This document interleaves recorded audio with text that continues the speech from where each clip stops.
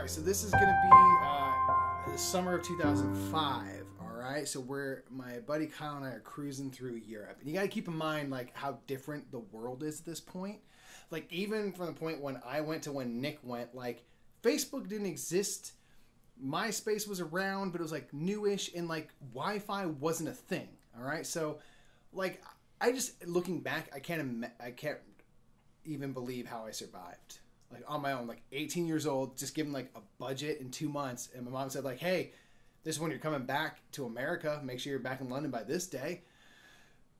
It's crazy. So along the way on my trips through Europe, we got to learn a lot, like how to budget money and how to book places to go, and having to go to like internet cafes, like get the internet and like, where can I stay in Florence? And for the most part, things worked out. But occasionally there were little strange hiccups along the way. And my trip through Greece was an area where there were some hiccups, but ultimately worked out fine because here I am. So we've been going through just country after country on our trip. We've been through England, we've been through Amsterdam, we've been through France and most of Italy. And at this point, my buddy and I are like burned out. I just like, I can't go to another museum. I can't see other paintings of Jesus. Cool guy. There's just so many paintings. I'm like, I can't do it, man. I just need a break from all the vacationing. So we're like, let's go to Greece. Let's hop over. Let's take a ferry. Let's go see like the Acropolis in Athens. And then like, let's go to an island somewhere and just like chill out, right? Just recollect. So we do this. We go to Athens and everything, no problem. We see the sights. It was really cool to see like ancient theaters and things like that. And we decided we wanted to go onto an island. And so there's a bunch of Greek islands. You can go to many of them. Some are more touristy and popular than others. And we're like, let's go to Mykonos. We've heard of Mykonos before. Someone mentioned that. Like, that's good enough for us. And we like booked a ferry to Mykonos. Hop on the ferry. Everything's cool. And it was like generally warm. It's very warm in Italy in the summer. And so we had an option. It was an overnight ferry. We had an option of getting like a cabin or just like staying on the deck all night. As the night wears on, we like start to get kind of chilly, and we're like, hey, how can we go down below and get like our bags? We need to get our sleeping bags. They're like, that's under the ship. Like, that's not a thing. You don't go down there now. And we're like, oh.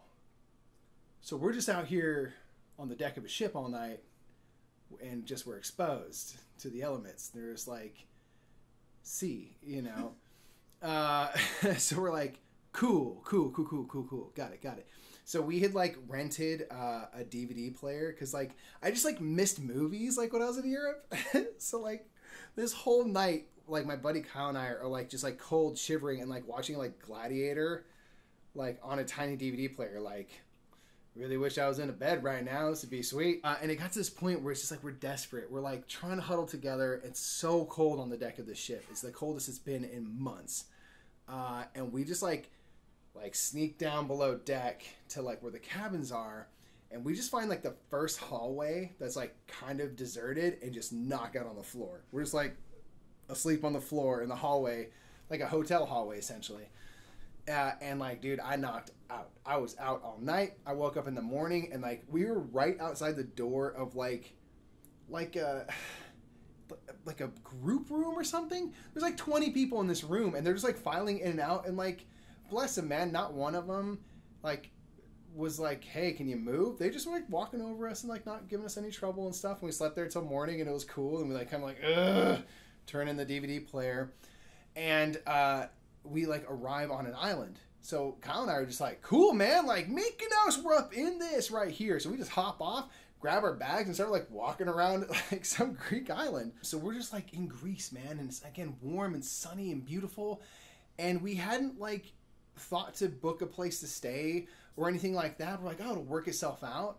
And as we kind of get there, we start to realize like there's parts of Europe that are more Western than others.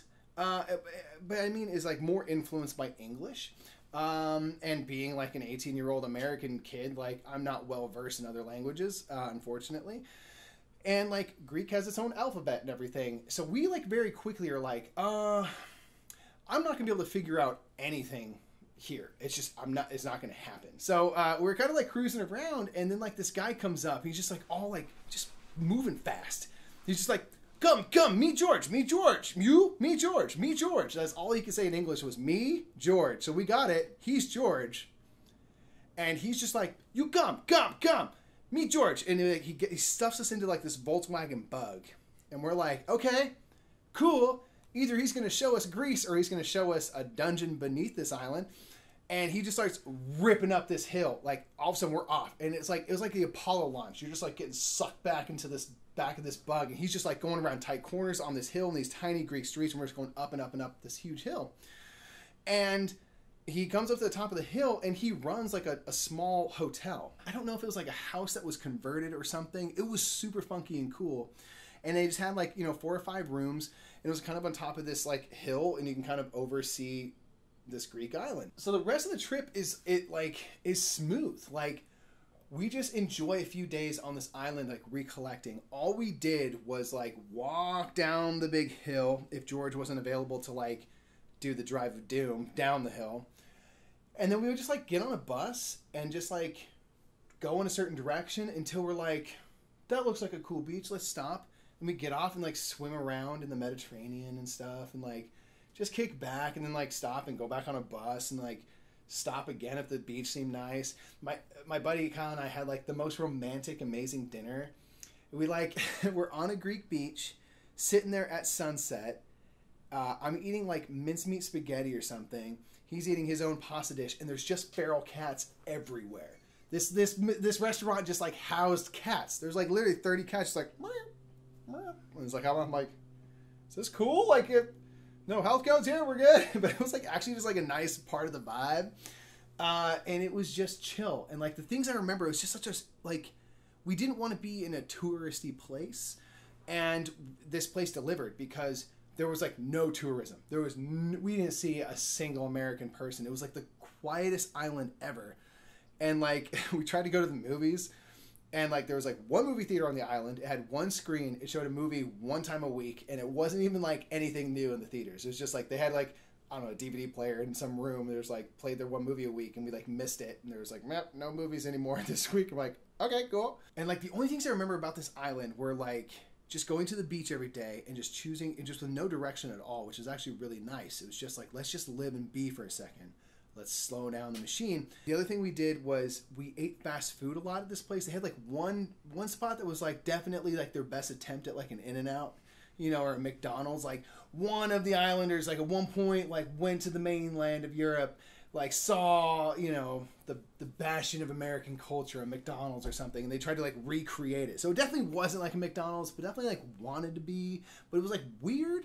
So they had like burgers and stuff, and then they also like crepes, and so it was like a lot of like that vibe. And then they had like bags of pickles you can get, and like also French fries and stuff. So it's just like this weird, like they didn't quite get it right, or it was like their own blend. But we went there like every day because it just felt kind of like home. We were just kind of recollecting. The other thing that was really awesome was like we like sort of adopted a pack of kids for an afternoon. We were like walking around these random streets, and these pack of kids like spotted us. And they were like, these guys are American. Like, they were just in awe. Like, I don't think they'd ever seen like an American person before, because they came running up and they're like, MTV.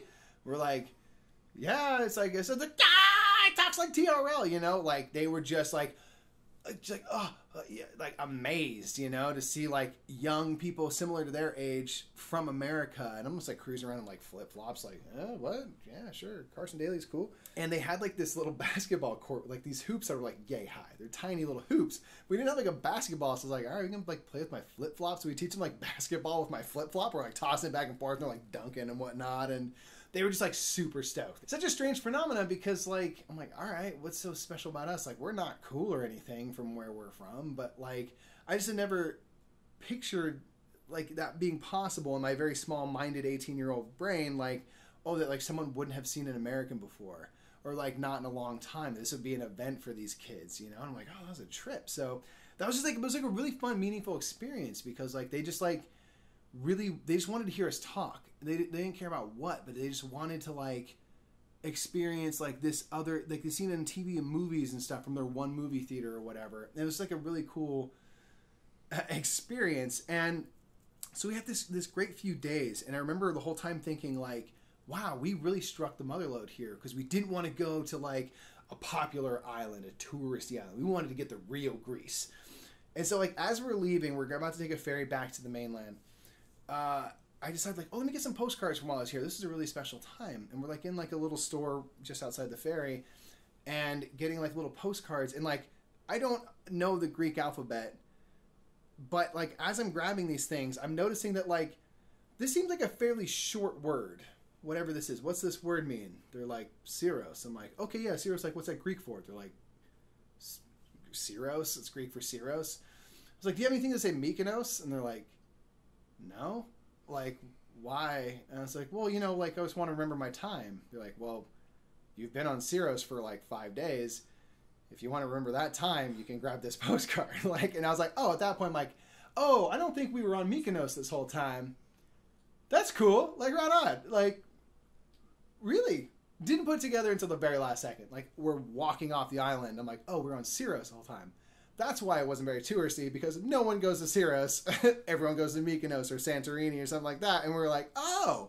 But it kind of like was perfect that we just woke up like underslept, tired, and just like had stopped off on an island on a ferry that kind of island hopped to different places, and we just like happened upon it. Just a lot of things came together in the right way, you know, all the way from George giving us like a great rate on a place and helping kind of keep us alive, down to like having a really meaningful experience with some kids and just like trying to communicate, trying to bridge, you know, the language barrier and finding little things to do. It was just like the most awesome, refreshing time. It was like with the funny twist at the end that like we weren't even where we thought we were, but like it kind of was where we were supposed to be, kind of thing. It was one of those moments where you look back and you're like, I wonder, man, was that destiny? You know? So anyway, that's my story of how I went to a Greek island, thought I was somewhere else, ended up in a place I was really rad that I'd like to return to. And like, we just kind of got a whole new batch of energy that like carried us through the rest of our trip through Europe. It was rad, man. That's it for me, everybody. Thank you for sitting and hearing my silly story about how I didn't pay enough attention to where I was because we didn't have Google Maps at the time. There was no way to know where we were unless you read a postcard on the last day and realize like, oh, I should different place. But it was a cool thing. It's a reminder that like, hey, sometimes adventures can take you cool places if you let it, you know? And in that time, like kind of having a lack of technology aided our journey because we probably would have not gotten off at that place, and maybe it would have been fine, maybe it would have been a bummer, but I had like a great memorable experience being somewhere that I didn't really mean to be. If you enjoy these stories, Nick's done one, I've done one, we want to do more, please let us know in the comments below. Let us know if there's anything you'd want to hear about in specificity. More trips, more stories from our trips through Europe would be awesome. We're going to be doing more of those, I'm sure. Anything and everything we are down to tell stories about, because that's what we are at the end of the day, are storytellers. So thank you for going on this journey with me. Much appreciated. If you want to see us do more different types of things, I know there's board games behind me. We love talking about them, but we also like doing different things. Consider supporting our Patreon. Patreon's a great place to kind of give some love, spread the love, and help creators everywhere. Find someone, whether it be us or someone else, to help support, because art is ever more important each day, and we appreciate that. And we'll see y'all in the next Tale of the Murphs real soon. Bye, everybody. Hey there, Mary. Oh, hey, Steven. What you doing? Oh, I'm just checking out the Brothers Murph Patreon, supporting them with my dollars and cents. Oh, yeah, they super deserve it. Hello, my name is Bert. Did you hear that they like when you click the subscribe button, though? Yeah, do that too and like the videos. And check out Game Toppers. That's what they play our game on, and it freaking rules. I am Bert. Also, make sure to check out Restoration Games. It's really good games and Restoration Games. What are you doing? Leave me alone in my room!